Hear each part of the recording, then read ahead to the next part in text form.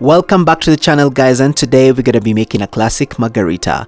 Grind some sea salt onto a plate using a lime wedge, wet the rim of the glass and roll it gently onto the salt and make sure it's covered. I'm going to be introducing our ingredients. We have the Jose Cuervo Especial, we have the triple sec, and we have the freshly squeezed lime juice.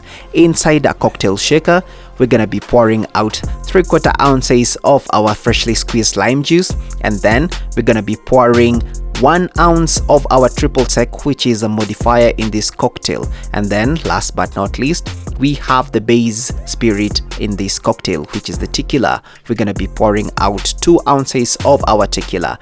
Add some ice cube and then make sure that you lock the cocktail shaker and shake gently and make sure it does not disintegrate with the ice cube. Using a Holden strainer, we're going to be straining our cocktail inside a margarita glass which has been garnished with a lime wedge. Bevanda Masuta, we got you covered. Enjoy the cocktail.